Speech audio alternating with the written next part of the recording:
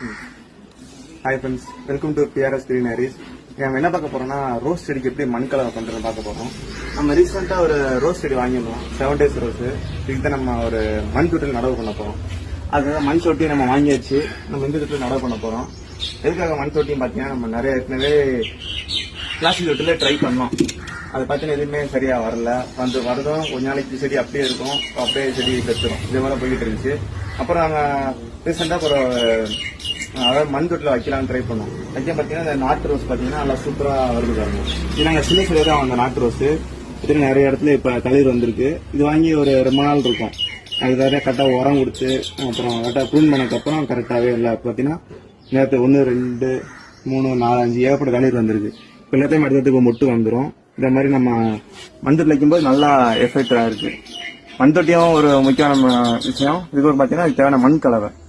இதுக்கு மண் கலவை பார்த்தீங்கன்னா நம்ம பார்த்தீங்கன்னா பியூர் செம்மண், அப்புறம் பார்த்தீங்கன்னா வெர்மி கம்போஸ்ட் 2 எடுத்து வச்சிருக்கோம். இது 2 பங்கு செம்மண் எடுத்தீங்கன்னா 1 பங்கு வெர்மி கம்போஸ்ட் போடுங்க. அதான் கரெக்டாக ரேஷியோவா இருக்கும் ரோஸ் செடிக்கு. வெர்மி கம்போஸ்ட் இப்போ நம்ம 2 சேர்த்து மிக்ஸ் பண்ண போறோம்.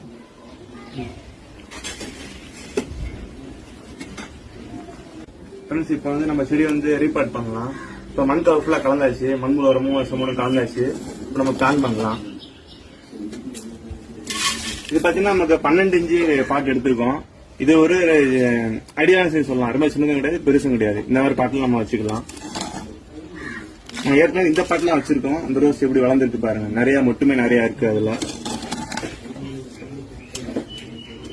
போட்டு இப்ப நம்ம செடி எடுத்து வச்சிடலாம்.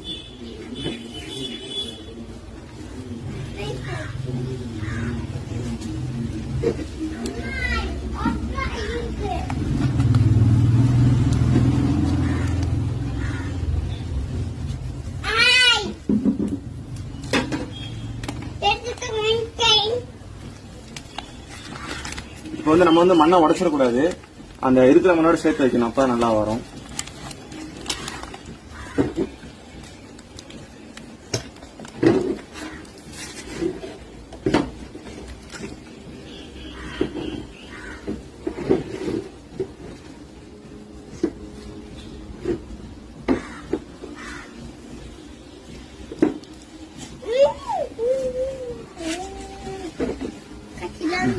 இது கரண்ட் இப்ப மண்ணை போடலாம்.